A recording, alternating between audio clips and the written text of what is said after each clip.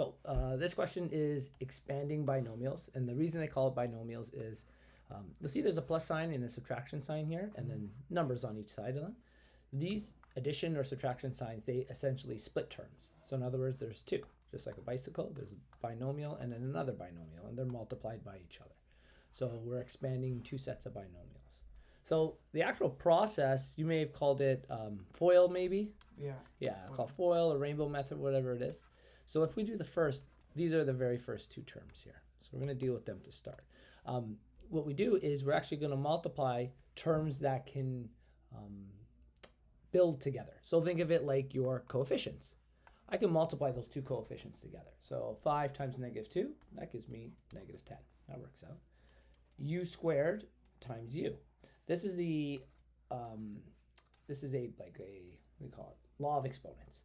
So you're multiplying two exponents together with the same base. So that actually becomes the addition of those two exponents to a single base. Yeah. So this one becomes u cubed. And then with that same constant, without writing it aside, that's q cubed. So that one works out nice. Let's do different colors here.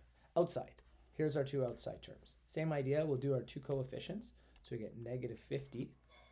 We have a u squared and a u squared. So when we add those together, we're going to get u to the power of 4.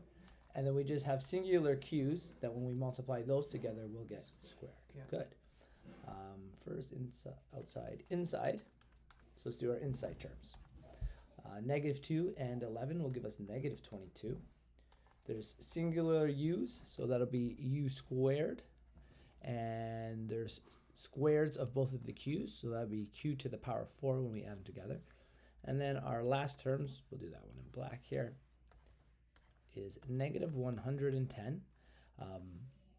U times u squared will give us u cubed, and q squared times q will give us q cubed. Okay, yeah. So I have 4 terms, and it turns out that 2 of them, the first term and the last term, are actually like terms. And the reason they're like terms is because our variables are to the exact same exponents.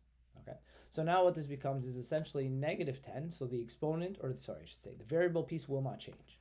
So when I combine these two like terms, I'm still going to have u cubed and q cubed. The question is, what do the coefficients become?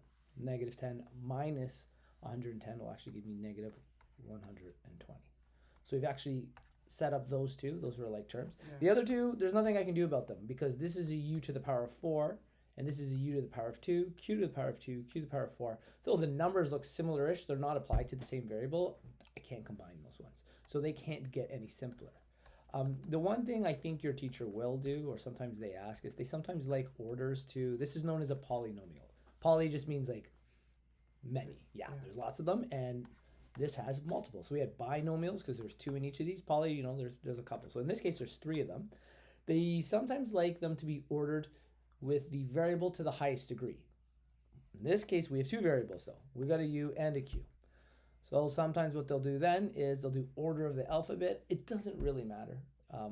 If someone's a stickler, maybe if they give you that instruction. Q comes before u in the alphabet, so I can actually reorder these because there's a rule of multiplication. It doesn't matter. For instance, it doesn't matter what order I multiply things in. Yeah. -22 is also the same as -22 q4 u2. That's no difference. Or I could say u2 times -22 times q4. That's a q. These things are all equivalent. It does not matter what order I put things in. Personally, this is the final answer to me.